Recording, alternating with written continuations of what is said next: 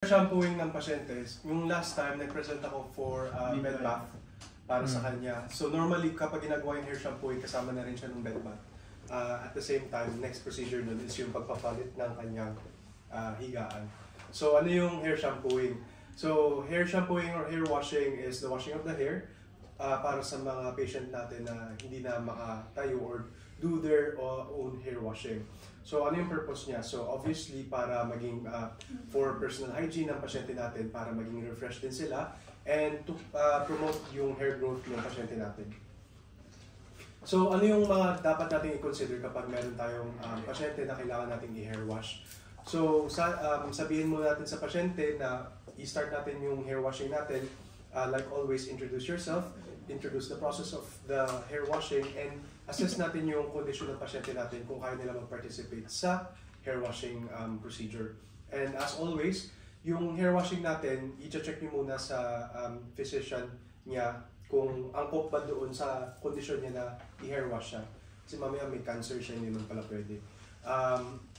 So yun nga, as necessary din, i-observe natin kung kailangan natin ng PPE or ng gloves para sa hair washing. Pero as per the book, kailangan ng gloves para sa hair washing. Pero in normal practice, dun sa mga videos na napanood ko, they just don't have the gloves para mas madali nilang ma-access yung scalp at ma-wash yung hair ng patient natin.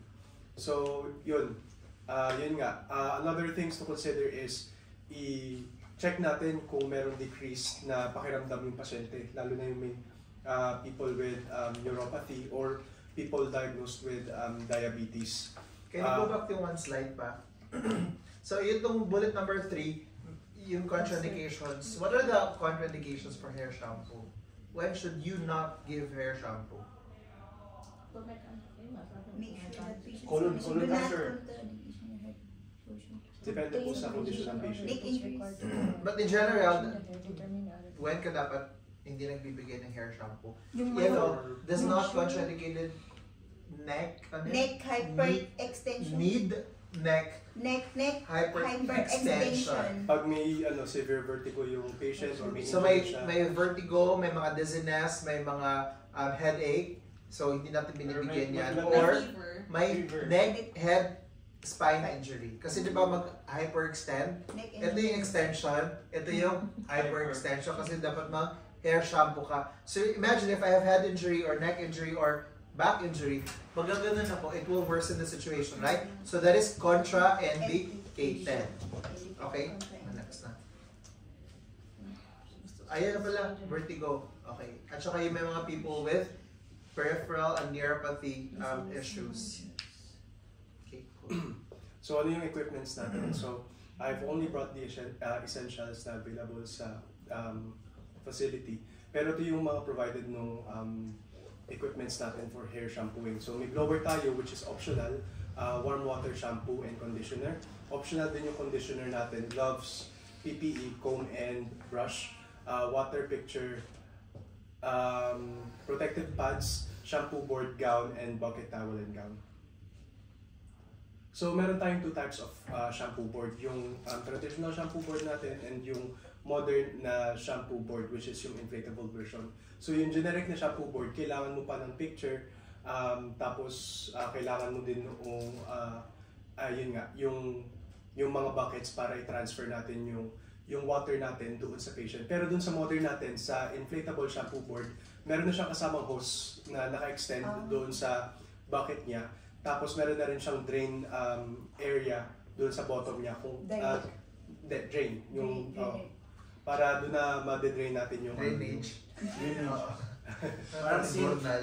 Parang gano'n. So sink na sa salon. So usually ito na yung ginagamit natin yung What if you don't have any of those? How do you improvise? Basin. You have to take a basin and then... Anong gagawin mo as parang maging flow? Like, kunwari, taga-Surigao ka. Yun lang. So, pwede maglagay ka ng plastic, siguro yung mga black bag, yung mga garbage bag. Tapos gawan mo ng towel na ganyan, tapos ilagay mo siya sa lubaba. Tapos maglagay ka ng... Maglagay ka ng... Balat ng sir, ng balat ng nung sa saging. Grabe siya. Explanation. Pag ano na yun, magka-rashes na lang siya. Kaya man na. Okay, yun lang. Next. So yun po, ito yung first procedure natin para doon sa hair washing. So again, like always, yung nasa labas ka ng patient's quarters, so kung nandun man siya sa hindi private na area, so meron naman tayong privacy na curtains. So introduce yourself. Hi, I'm your CNA. And then check natin yung introduce your name and then check your patient's name. Hi po sir, so magkakaroon po tayo ng hair washing today as prescribed by your doctor para feeling fresh kayo after. Tapos check ko lang po yung name nyo ha. So usually you will just have to check the tag and then proceed with the procedure explaining it to the patient. At the same time, you can have your equipments already prepared para mas mabilis natin matapos yun. Ay, bakit nawala? Pwede po pa-play. Nasa group naman to, di ba? Yes po. So, huwag na natin i-play. Namiretso ka na lang para mabilis. So, yun yung procedure natin para naman sa next step is ilo-lower natin yung head ng patient natin. So, naka-supine position na siya. For the purpose of this video, vlog mo. For the purpose of this video, naka-supine position yung yung patient natin. Pinatutuan naman yun. Vlogger kasi si Kian. Ayan, tapos tatanggalin natin yung kanyang hilo. So, alalayan lang natin yung head ng patient natin, especially yung neck natin niya kapag meron siyang Hyperextension. Yeah. Tapos, in advance, nilagay ko na rin yung kanyang protective pad para during hair washing procedure, hindi siya mabasa yung nasa ilalim. Then, as always, katulad dun sa bed bath, i-check natin yung ating temperature ng water natin. Ideally, it's between 105 to 115 or 110 Fahrenheit. Abutan natin si patient ng towel habang imagine lang natin na nakalagay na yung water sa basin natin.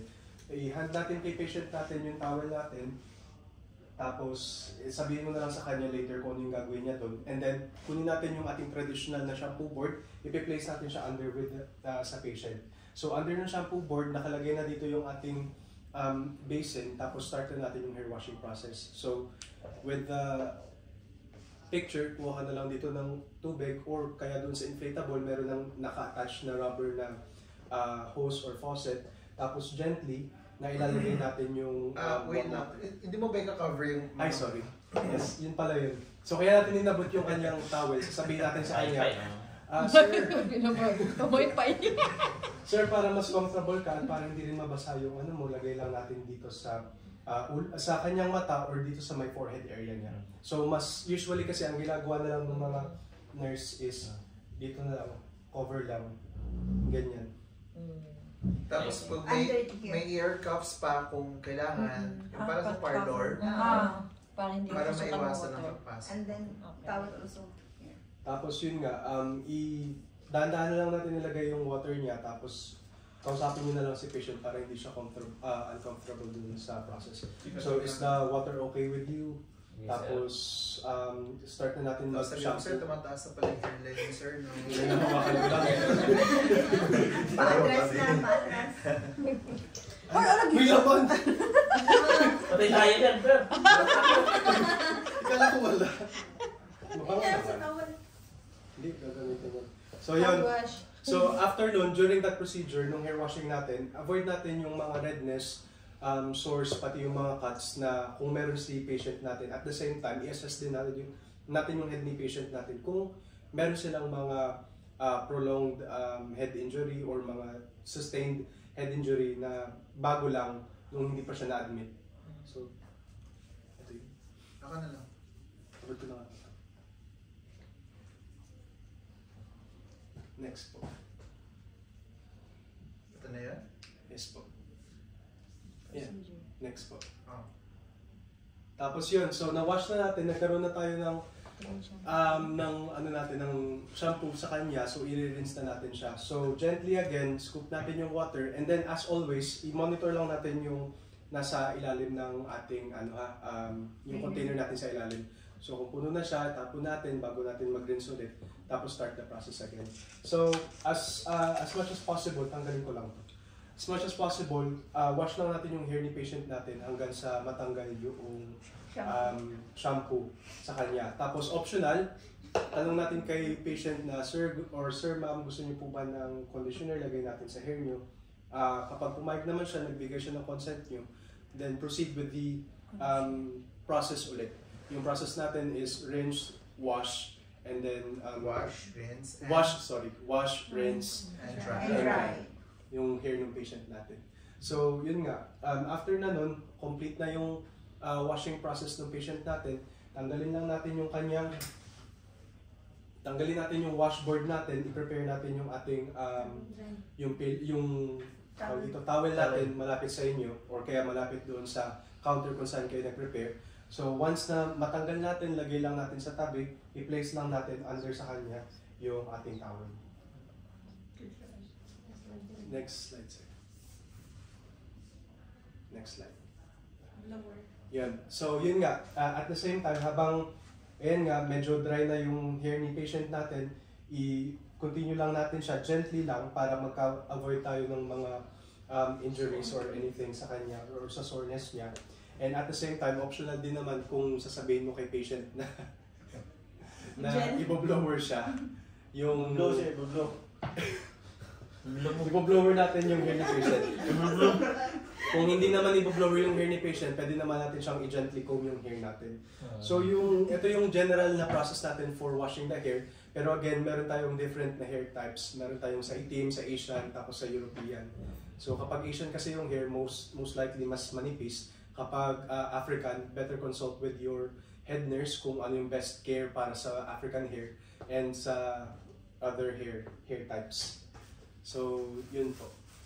Thank you. Okay, thank you. Okay, natulog ka na. Sir, question. Inaantok po ba? Yung Matong ka talaga. hair shampoo at saka yung big bath, saan yung nauna nun? Mas yun nun sa mga video na napan ko, sir, naman nila yung hair shampoo bago yung bed bath. Do you remember mo yung FN Hakal? Yung sinabi ko si FN Hakal. Face. So face muna, tapos hair shampoo, Ayan. tapos ha is arms, tapos pababa ka na. So face. Face shampoo. Mukha, ulo. Okay, next. So what if may mga dandruff, what if may mga head lice? Are you still going to do hair shampoo? Depends. Ha? Ang head ko to? Oo, yes. or mga dandruff or oily hair. Dapat ba yan in-hair shampoo? Uban. What do you think? Siyempre, pag ano, Definitely yes, kasi marami mga students na sabi nila pag may mga dandruff dapat hindi. Dapat is wrong, right? So, That's for hair hygiene. yeah. Bakit kailangan mag-offer ng blower? Blower, hindi blow. Blower. Kaya For tumawas. thicker hair. To dry the hair. Para yung skull. Kasi you know, itong mga ganito kasi design nila sa mga Americans o sa mga Westerners. Ang mga blower, for them, ang culture nila is dapat hindi daw lumalabas yung babae na basa ang buhok. Kasi they have a belief na pag ang babae basa ang buhok na lumabas sa bahay or sa hotel, pokpok daw yun. Kaya pala. Yes. So lahat ng mga hotels usually, since ang mga main nilang mga audience or mga clients are Westerners, naglalagay talaga ng blower sa hotel.